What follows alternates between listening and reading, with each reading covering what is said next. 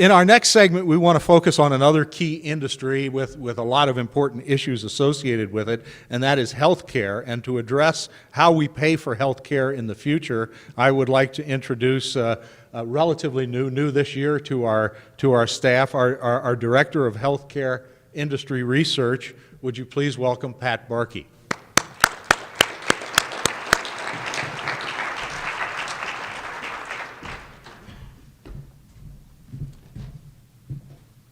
Thanks. Good morning. It's nice to be here. I was introduced to healthcare finance and healthcare in general, and I'm honored to follow the footsteps of Steve Senninger, who is retired as the same job I now hold.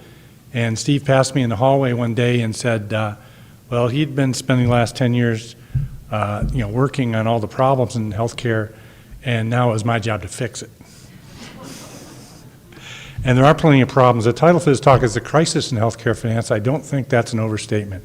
Why is healthcare finance an issue? This is one of those duh questions that occasionally economists spend hours answering. It's because the bills are so high. And we all know this, and of course they're crippling in relation to income. But the point I wanted to make is it's not just households, the bills that we're paying out of pocket. It's also the bills that businesses are paying on our behalf because of the way our healthcare system works in this country. And furthermore, it's also the bills that governments are paying. And these have a very, very serious impact on almost all things that the public sector is doing at the moment. And even the giant federal government, as you'll see, will soon be forced to pay the piper. The costs reflect both high prices and high utilization. It's about 50-50, that split goes back and forth. It's not just that it costs more to have things done, but we're having more things done. And that's not necessarily bad. In fact, the question is, are we getting our money's worth? Because the fact that we're spending more on healthcare in this country is really also quite predictable. I mean, we all know the demographics in this country, and we all know that there are different points in our lives, and the older points in our lives, of course, are being one of them. We're more likely to consume more in healthcare. There's a bulge in terms of the relative proportion of the population in that neighborhood, and plus we're more affluent. So of course we spend more money on healthcare, and this by itself is not a bad thing. But the question is, are we getting our money's worth? And I think you'll agree with me that there's a lot of evidence that suggests we're not.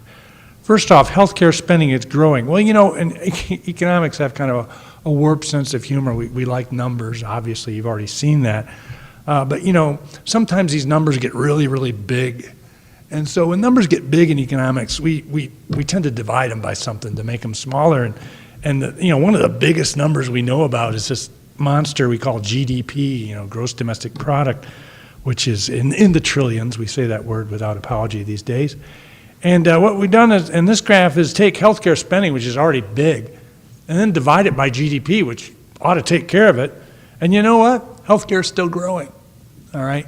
In fact, if you look at this graph, the top line is the total healthcare spending as a proportion of GDP. So as a proportion of the economy, the slice of the pie that's going to healthcare. Back in 1965, when Medicare was just coming out of the crib, it was about 6% of the economy. Today, it's over 16%. This is nationally. And the projection, as you can see, it's a very sensible projection to make. That's where we're going. We're going to an economy where it's going to be about 20% healthcare. About half of that is publicly funded. So when the piece of the pie is growing, that means that other pieces of the pie must be shrinking, all right? And at least in proportion to the economy. And that is, in fact, what's happening, and this is a big concern. Healthcare as a local employer, of course, is tremendously important. If you go around Montana, you see that about 13% now of payroll employees in the state of Montana work for the healthcare industry. I suspect many of you in this room work for healthcare. That varies quite a bit as you go around the state, from a high of 17.7 in Butte to a low of about 8.1 in Bozeman. But it's a very significant part of the economy. It's growing, it's consuming a lot of resources. That resource use is pressuring all of us. In fact, at the Bureau, we did a study in 2003, and we looked at Montana residents who are carrying medical debt. And it's more than 10%. More than 10% of Montana households in 2003 when we surveyed, and of course I suspect this would be a little higher today, About 11% of all households are carrying debt. Surprisingly, it's not just the uninsured. The uninsured are carrying, 21% of the uninsured households are carrying debt. 7% of the privately insured and 15% of the publicly insured, that would primarily be Medicare and Medicaid, although in the state VA and Indian Health Service would also be in that category, are carrying significant debt. How significant? Well, the averages in this case don't tell the whole story because some of these debts are very, very high, some are low. On average, though, the debt is about $2,500 in 03.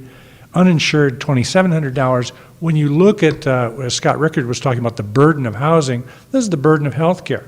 Because when you look at that as in relation to income, and of course income for uninsured households would typically be lower, that's a significant debt. Again, this is a case where the average is masking the whole story. We know many, many stories of households where that debt is very much higher.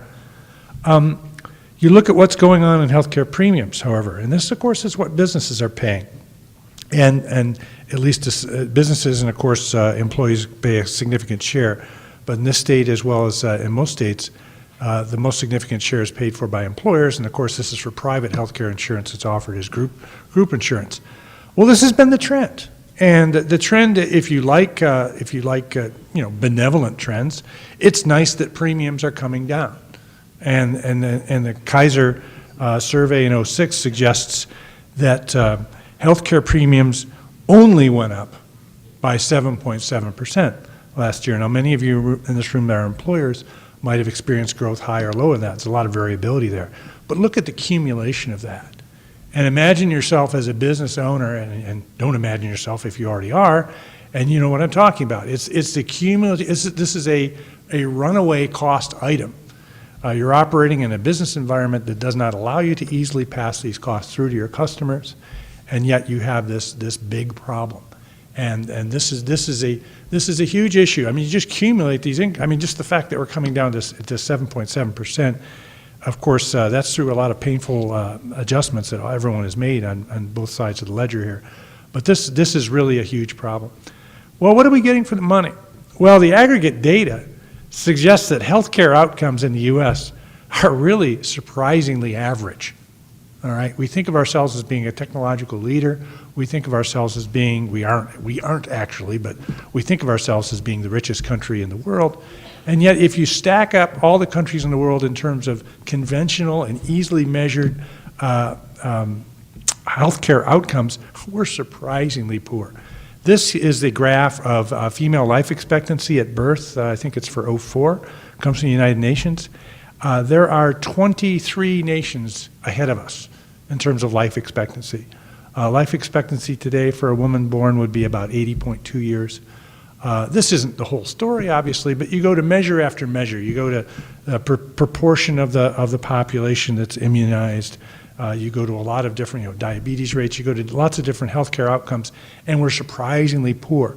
And what's astounding about that is how much more we spend than other countries. In fact, if you look at the U.S. bar, which I know this lettering is quite small, but you can see, even from the back of the room, I think, that bar all the way to the right is a mighty high bar, and guess what? That's us. What is that? That's per capita spending on healthcare. And that's not just us as individuals, that's collectively governments, businesses, and so forth. And we spend twice as much on healthcare in this country as the average for the developed countries. The next nearest country is Luxembourg, okay? And, so it's in 03, it was about $5,700. It's obviously higher than that today. So what does that mean? That means that, the way we're paying for health care, maybe we ought to take a look at it. And I don't think that's another one of those duh questions that you didn't need me to come up here and tell you. There's a lot of people looking at that very hard. But it's a very difficult problem. As an economist, they let us in and they let us look at health care from time to time. We don't do health care, obviously, but we keep score on these kinds of things. And if you look at the healthcare industry, what I see as an economist is an industry which is very, very different. It is dominated by third-party payers. Very few of us pay for the health care that we consume, at least the full cost. It also is a recession-proof industry. People ask me, what's my outlook? What's the impact of the recession on health care? Easy question. There won't be much of an impact at all. It's been growth in good times and bad. There's been growth in health care in parts of the state where the economy is not growing. Health care is growing It's the Energizer bunny of industries, if you will, in the economy. Healthcare also is home to a lot of large players. The way the industry is organized is there are big players involved. Medicare is huge. Medicare is a huge player in healthcare. Ask anyone that works for a hospital. As a matter of fact, speaking of hospitals, hospitals are big, all right, especially locally, which is in relation to the market. Even in markets like Missoula, where there's more than one, still each of those is very big, and the decisions they make, they have clout, I guess is what I'm saying. And of course, you have health insurance companies, and there are other parts. So what you see in healthcare, and I can't resist, I got to have some jargon. I've been up here for, 10 minutes? I haven't said any jargon yet. So what you see in healthcare is because of this bigness, people are shifting costs around all over the place. We call that cross-subsidization. I can't say it. Subsidization.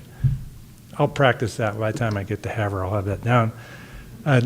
You have money-losing operations being offset by money-making operations. You have high-paying customers paying for low-paying customers. And you really don't have a lot of competitive market forces to sort of correct those situations and make things run more efficiently.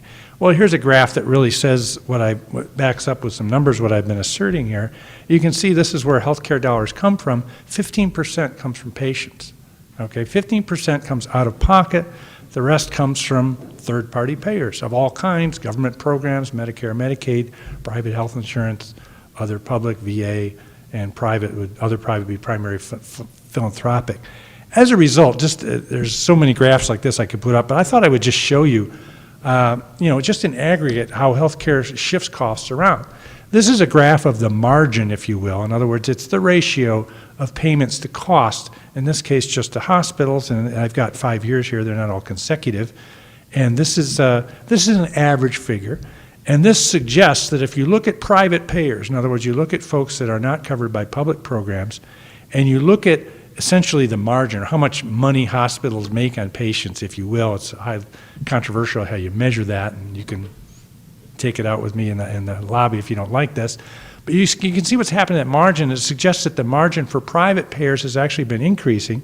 But what's been happening is that there's been cost shifting, because as Medicare has been trying to save money by cutting back on reimbursements for the thousands of procedures that Medicare has prices for and reimbursement schedules for hospitals and other healthcare providers, you can see that Medicare patients, this graph suggests that at least on average, when you take into account all the costs involved, that hospitals are on average losing money on Medicare patients, and they're making it up on private.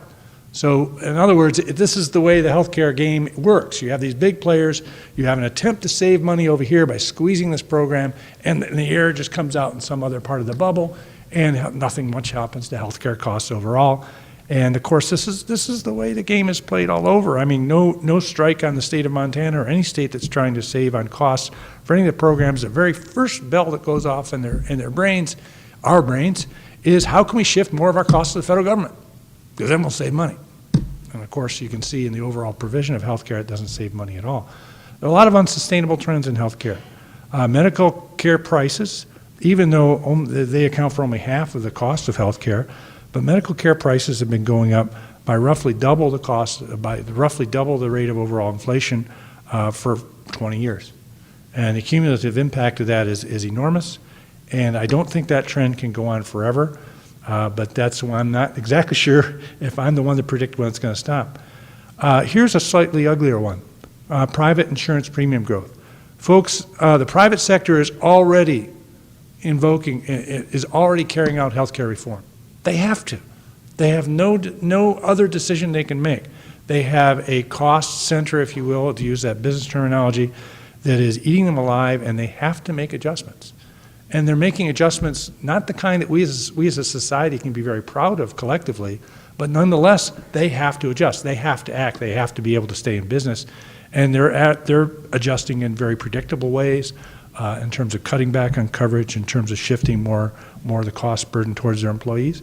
But they're doing other things as well, which are less subtle, and that is there's a lot of research out there that suggests that insurance premium growth is actually killing jobs. So the fact that you have, when you hire an employee, it's expected that you pay insurance if that's what your competitors are doing, and those insurance rates are going up, then you're going to make every adjustment possible so you don't have to hire as many employees. The third one, and there's many more of these, by the way, but the third one I want to spend just a couple more minutes talking about because I don't think it's really up there on the radar screen, and that is the unsustainability of the commitments of the federal government in terms of entitlement programs, primarily health care. Economists, you've already seen, I can't top Paul Polzin. He's got a graph that goes back to the 40s. I got to work on that. But this one does go back to the 60s. And this one is one I'm actually going to spend just a second talking about. What is this? This is the federal budget. And the federal budget, we spend money as a federal government and we bring money in in terms of revenues. And what I've done here is what I did in earlier slides, is I've taken these taxes and these expenditures, divided them by GDP, the size of the economy, because obviously the federal government's a much bigger creature today than it was 30, 40 years ago, but everything's bigger. So we divide things by the economy. So this is the piece of the pie, if you will, and the darker blue line is revenues, and the lighter line, which sadly is often above revenues, almost always, is expenditures, all right? But what I'm trying to tell you is that there's a historic trend, and I realize this graph is hard to read in the back of the room, so I'll just tell you that roughly 18% of the economy, in other words, roughly 18% of GDP, is taken in by the federal government in terms of taxes. That's been the historical average. It's gone up, it's gone down, but it really hasn't trended up or down. Been some irregularity. Expenditures, that's another story. When you get to the right of that graph, then you're getting into a projection, and of course there's many people do projections. This is a projection of the Congressional Budget Office, and it goes out because it's mandated by statute to go out 10 years. And in 10 years, you see the diversion between those two lines. It doesn't look too bad. I mean, there's a deficit there, but it looks like it's closing, and it's not too scary. And in this sense, federal budget financing, of course, is very scary, but this graph is not too scary. And it looks like, we're going to be okay, or at least the people who are planning the future, that it doesn't look too bad. But, that doesn't go out far enough. You need to go out farther. Here is a projection that goes out to year 2050. And this incorporates official projections made by the actuaries of just 3 federal entitlement programs. Of course, Medicaid is both state and federal. Social Security, Medicare, and Medicaid. Again, they're big numbers. I divided them by GDP. They're still getting big. And this simply trends out. You can see what's happening. You have just 3 programs, Social Security, Medicare, and Medicaid, and this would be the federal government share of Medicaid. Just those 3 programs. If you go out far enough in time, just those 3 programs will bring us up to 18% of GDP, which has been the historic level of taxation. It's the kind of level of taxation we as Americans expect. And that's a problem because you can see clearly there's some other bills for the federal government to pay. And also, if you go beyond 2030, you have a serious issue there as well. This doesn't get a lot of acknowledgement. So a lot of health care reform that starts out by shifting costs to the federal government, well, we're not broke today. But this is a serious issue. Well, how to address the problem? I got about a minute left here. I'll work on this. Folks, I'm pessimistic about healthcare reform today. I'm less pessimistic than I used to be, but I'm still pessimistic because I don't think we agree on what the problem is.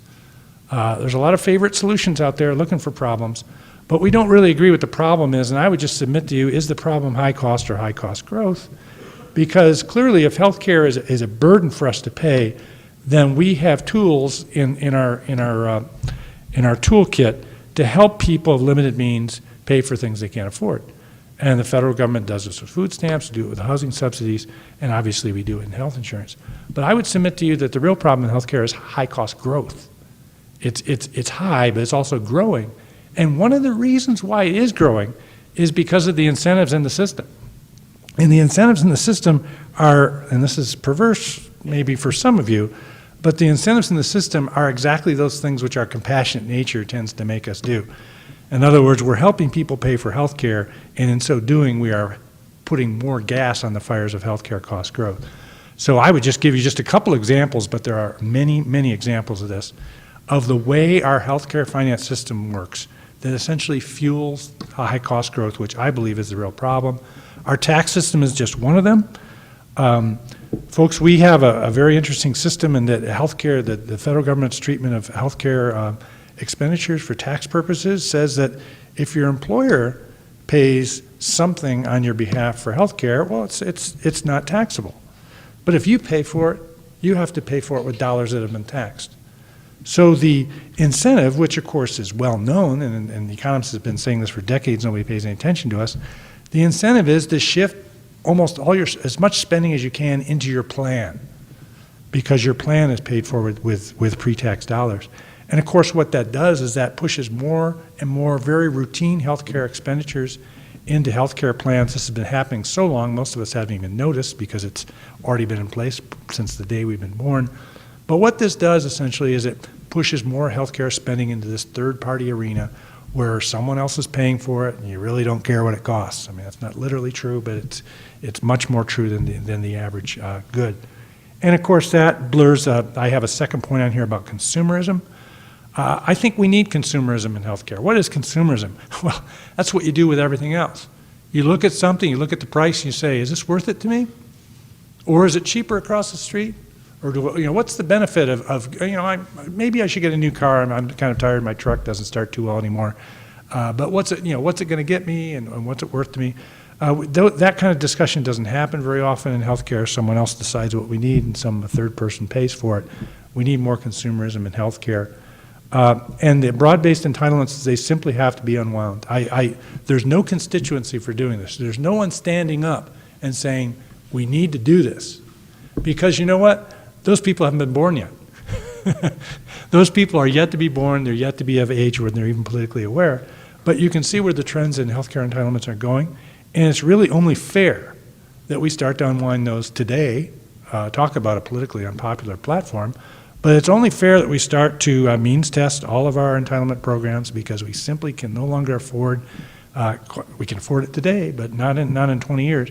We can't afford to continue paying for health care for people that can afford it. And I can't state that in any more friendly way.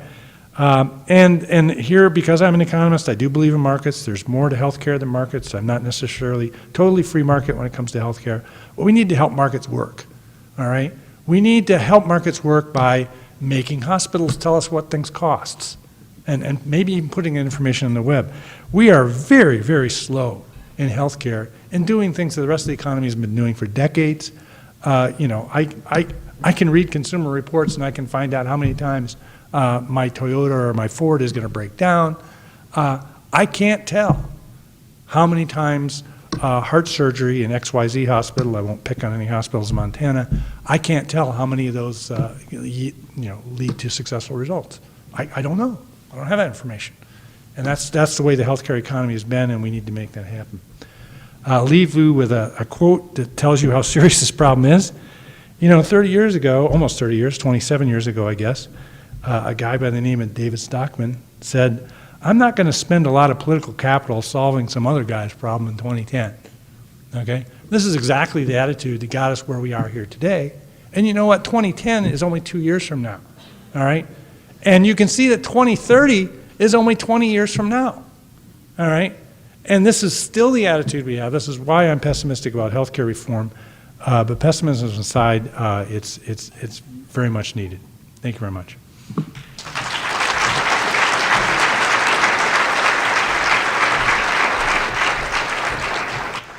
Thank you, Pat. I'm sure there are some questions or comments.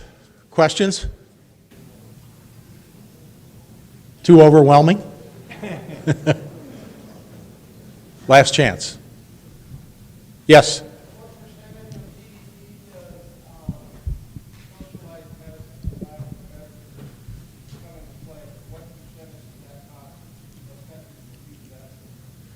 The question is, what percentage of GDP is spent in countries that have socialized medicine, government-controlled health care? It's pretty much like the graph I put up. In other words, you saw the per capita spending of the U.S. in terms of the OECD countries, and I think many, if not most of those countries do have a much heavier involvement of governments in healthcare. So I don't know what the exact ratio is, but the U.S. is double the OECD average in terms of per capita spending. So, I would think it would be on that magnitude. Thank you, Pat. Any other? Yes. Where is most of the money for the high cost going? I've heard chronic disease is one of the biggest costs, as well as end-of-life care. The question is, where is a lot of the, in particular, the high-cost healthcare going? The way that's traditionally cut down is you look at how much goes to hospitals, you look at how much goes to physician services, drugs, and those various pieces are growing at different rates.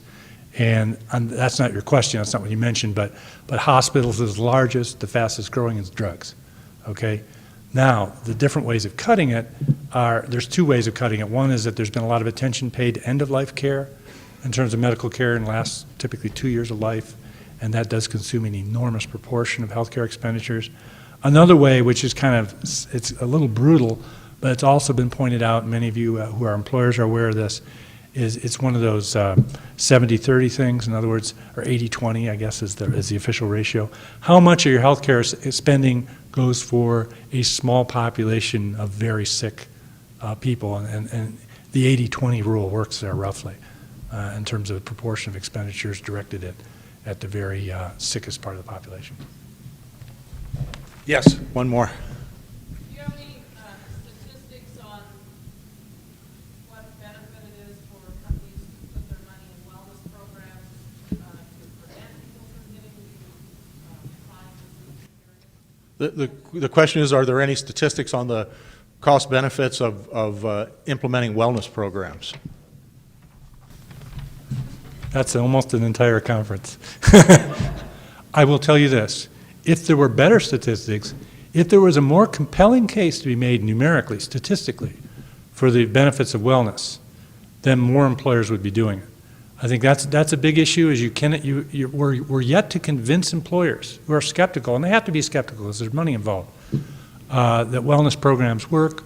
It's a whole conference, it's a whole spectrum of different wellness programs. There's lots of low-lying fruit out there that employers are already doing. I don't say that because the honest answer is we don't know quite yet how well wellness programs work.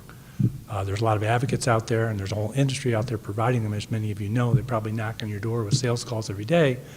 And if the data are not quite there yet, but they're getting louder every year. Thank you, Pat.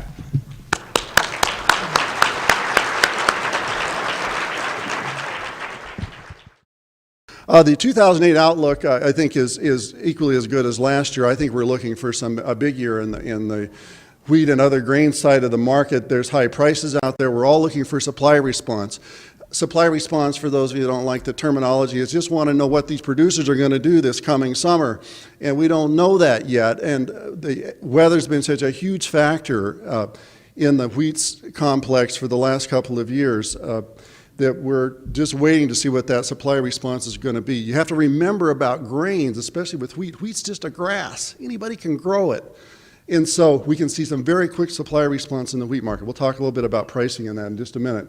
With the cattle market, we expect that to be very steady this year. There's been a very much of a delayed supply response of people, growing more calves and growing their herds in Montana as well as in most of the United States, primarily because of our relatively dry conditions over the last couple of years.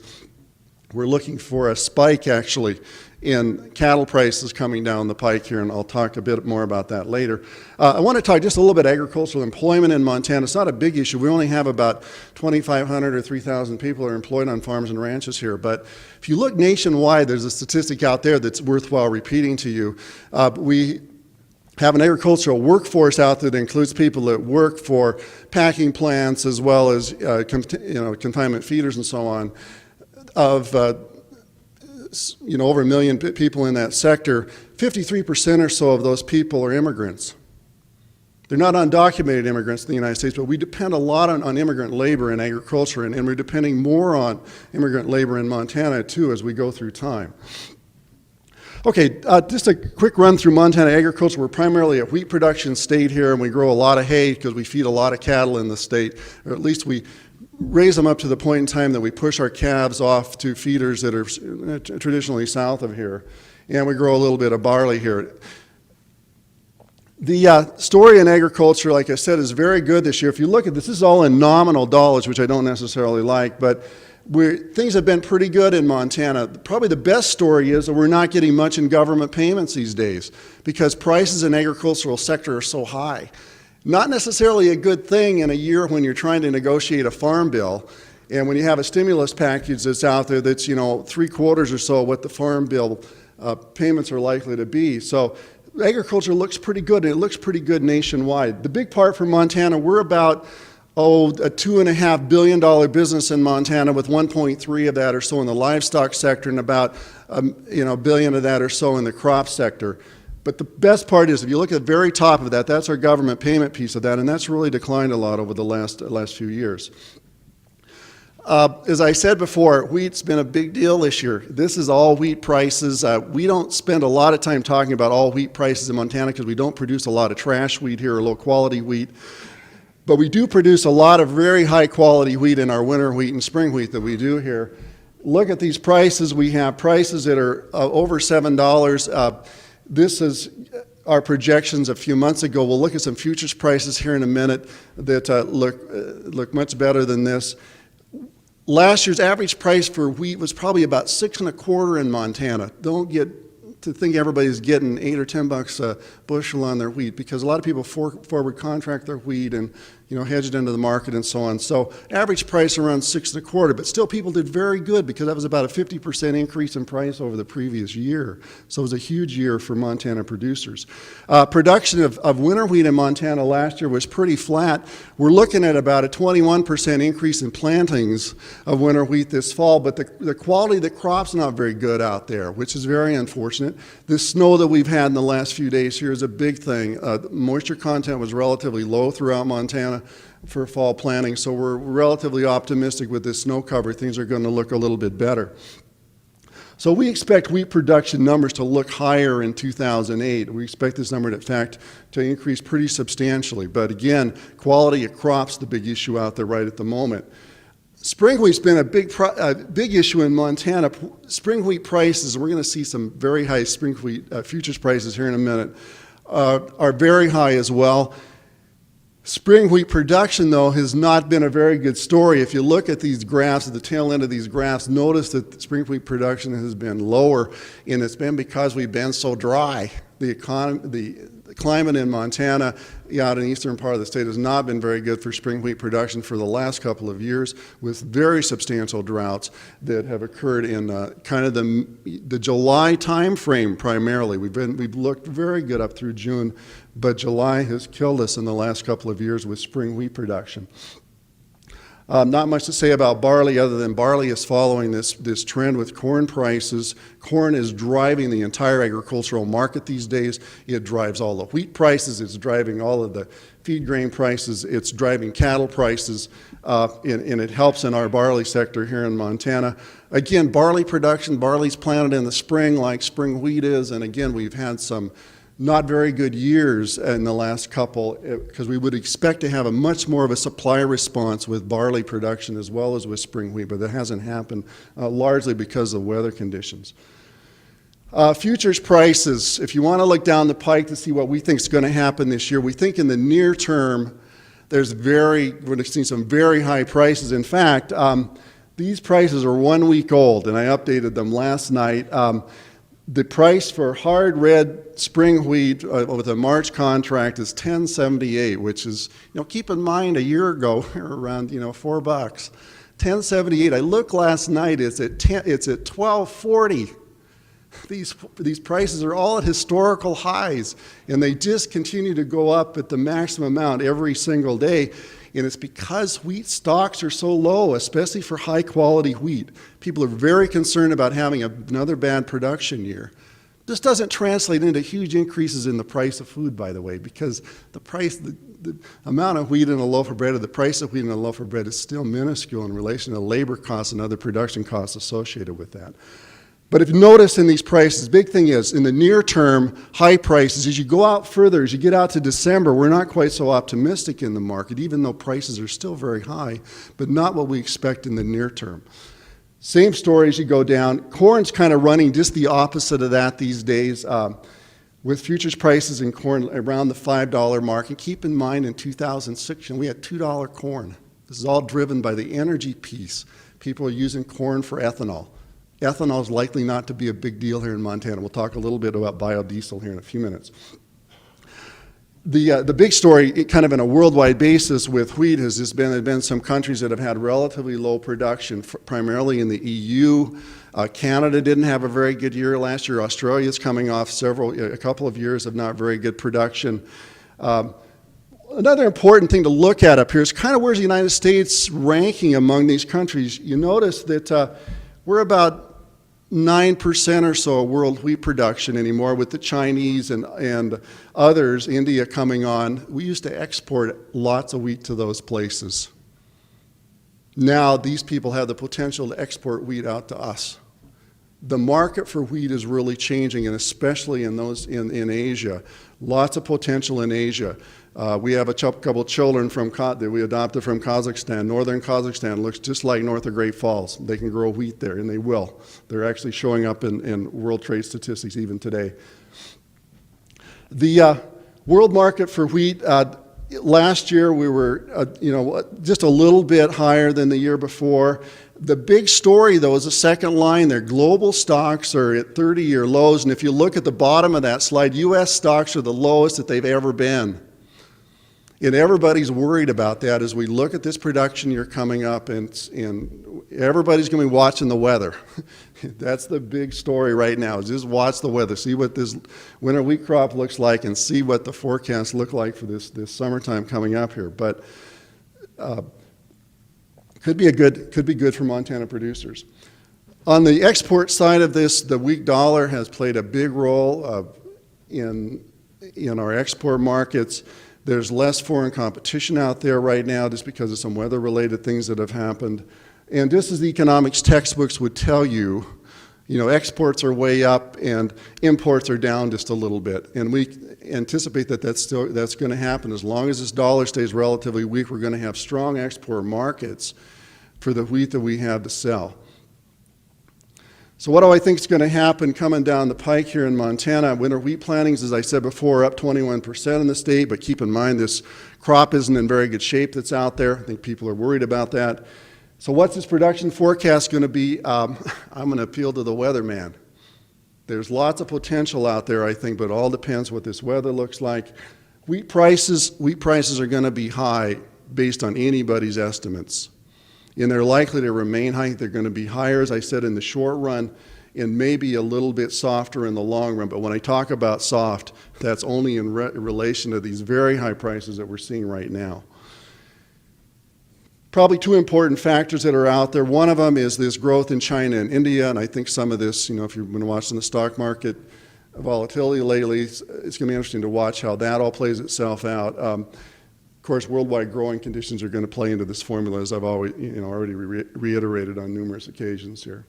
Okay, livestock side. This is really the biggest sector in Montana. Livestock numbers across the United States and in Montana have been relatively flat. And the reason is because we've had all these drought conditions. Colorado is a place where we would expect to see some growth a year ago. They ended up with some very severe conditions. Montana has had a very difficult time building herds. There's pasture that is being lost to other uses these days as these leases are being bought by people that are outside of agriculture. A number of things going on that have really seen a very slow supply response in the cattle side of the business. Calf prices we think are going to be very stable. We don't see much happening there, and primarily it's driven by the fact that feed grain prices are so high these days. Feeder margins are getting squeezed very tightly. I addressed the Montana pork producers last week. Pork producers in Montana are losing big time dollars these days because input feed prices are so high. That's primarily going to impact our Hutterite colonies here. They produce about 95% of our hogs and pigs in the state of Montana. Futures prices are pretty much flat, and I think they're going to be even trend down just a little bit from this year. That's kind of my assessment of what I think is going to happen, both on the live cattle side and likely on the feeder cattle side too. I don't see anything very dramatic happening there other than a lot of margin squeezing going on in that business, and going to be a little bit maybe more difficult business than it even was a year ago. So, a little bit of increase in beef production is forecast in the United States. Export demand is expected to increase a little bit in China and Japan. We're having a very difficult time in export markets. We're likely never to go back to Korea. South Korea, again, I don't know what's going to happen in Mexico. Mexico is actually retaining a lot of cattle this year. They have very good pasture conditions there. That could change our export relationship with Mexico as well. Higher feed grain prices on the bottom of this, driven by ethanol. And I'm not an ethanol fan in Montana. I don't think it's going to happen here. I don't think we have the potential to do too much with cellulosic ethanol, although you'll have a speaker at lunch that'll talk about that a little bit as well. So, big issue. I think we have some biodiesel potential here, but probably not much ethanol potential. For 2008, on the cattle side, I think calf prices, as I said, are going to be steady. Consumer demand actually in meats is declining some as our population ages a little bit. People consume less beef. There's somewhat of a movement that seems to have a little bit of traction these days in consuming, forcing red meat production down just a bit. Big story probably in the cattle business, and this is kind of the exciting part of it in a way, is that we're looking for a rebuilding of herds in the United States that we haven't seen yet. So we're looking for a spike in the cattle market. As people retain their heifer calves, their female calves, they're going to take those out of the feeder markets, and we expect the price of beef to go up, but hang on to your hat, because once that spike hits, we think we're going to see a substantial depression or declines in the price of cattle in the United States. So anyhow, other part of this, corn's a big issue as well, is corn acreage is being increased while forage or irrigated pasture sort of things have been decreased over time as well, which again adversely affects the cattle business. Okay, just a couple of quick words on the Farm Bill. I don't want to spend too much time on it because it's a political process. It's not an economic process at this point in time, even though we have a couple of our economists at MSU that work very actively in working with our own people, with the Baucus and Tester offices, as well as Rehberg, and also on a national level with some other people. It doesn't look to me like if there's a Farm Bill passed, I think it's going to be kind of business as usual. There's one non-business as usual piece of this, and it's right on the bottom of the slide up here with these average revenue products. They're trying to change the way that agriculture disaster insurance is paid. And this is kind of coming from a number of Midwestern senators that are around the corn markets more than around the wheat markets, but they're trying to have a little bit better safety net, if you will, to undergird agriculture. And the thought is, at least the Office of Management and Budget thinks it's going to cost the U.S. economy somewhat less. So that's the big item, is the bottom of this slide, with average revenue product being some new terminology on the ag landscape. Crop insurance programs are going to continue. In fact, I think there's a lot of sentiment in Washington about making crop insurance the thing in agriculture, getting rid of all other foreign programs and really focusing in on crop insurance so that people have this protection if they have bad weather conditions in particular. We're even going to have a camelina insurance piece. This is thanks to Max Baucus, actually, for people that want to experiment with camelina in Montana. In fact, if you want to plant some camelina, understand the Department of Agriculture will give you the seed for 20 acres or so of camelina. Conservation programs have got lots of traction. In fact, the big debate that I think will determine whether you have a farm bill or not is going to be how well the conservation interests win out. There's a lot of interest in the Conservation Reserve Program, which you currently have is likely to stay mostly as is. But there's other programs, the Wetlands Reserve, grasslands. There's a Conservation Security Program, which the current authors of the Farm Bill want to stick a lot of money into. It's a huge relief bill for consultants that want to work in agriculture because the paperwork is so onerous. The environmental equality incentive program, if you look at all these new sprinkler irrigation systems that are around Montana, that's how they've gotten paid for. There's a lot of interest in that to try to clean up some of the environmental issues around irrigated agriculture. A number of energy provisions. The biggest one of those that nobody talks about much is the one at the very top up there. They're thinking about going back and subsidizing the feedstock or subsidizing corn production, or corn use, by the way, rather than production. This is the one that made a lot of people rich. There were people that got into the ethanol business that paid for those plants in about 8 months. they ran out of money in that program and it went away, but there's some interest in reviving that. There's a biorefinery development programs that are around that might have some impact here in Montana as people borrow money from the feds to establish biodiesel plants here.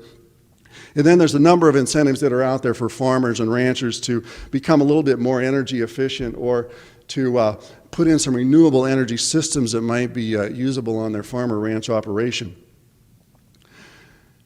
There's likely to be a continuance of the renewable energy systems. Now keep in mind, I'm not talking about the energy bill. This is the farm bill that's up here. They're going to provide farmers with grants to become, as I said before, more energy efficient, and lots of emphasis on renewables.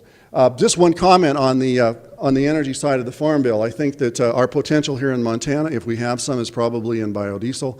A lot of interest in that by the governor's office, and using camelina is kind of the feedstock for that. Probably require, I don't know, 2.3 million acres, something like that, of camelina to keep a 100 million gallon biodiesel plant going on here. But energy is likely to touch all of us and touch even the agricultural sector here in Montana, where I think there's relatively less, maybe potential for some of that development than there might be elsewhere. But you're going to hear a lot about biodiesel over the next year or so. So with that, any questions? Yes? Camelina is an oilseed crop. In fact, it's very similar to flax, and it's a product that right now I think is whenever anybody asks me about the economics of camelina, I say, well, really it's an issue with the plant breeders. And I think that's right. Camelina has some issues with yields right now. They're not sure exactly what kind of seed bed they need to be planting camelina in to get the right kind of yields. And they have harvesting issues with camelina because they end up losing quite a bit of camelina with current harvesting technologies. So it's a product that has lots of interesting dietary potential as well. It's a high omega-3 product from a dietary standpoint, but also it looks like a pretty good feedstock for biodiesel as well. Yeah. Look at all at local production. That's one of the issues that we take into account. We get kind of that local grown food, and the same land that produces that food is also the easiest to develop. Right. Do we look at local production of food and kind of the competition of that with housing and other development that might occur? I tell you, we as a department haven't spent much time on that, but let me tell you that the governor's office, and especially Rhonda Young over in the commissioner's office in Ag, are very interested in those topics. And I'm sure that over the next year that you're going to learn more about that, because there's a lot of emphasis right now from the governor's office as well as from Senator Tester's office on the family farm idea, looking at a lot of options to current agricultural production in Montana that are not related so much to the production of in commodity agriculture. Take one more, George. Have time for one more question. Yeah, one way in the back.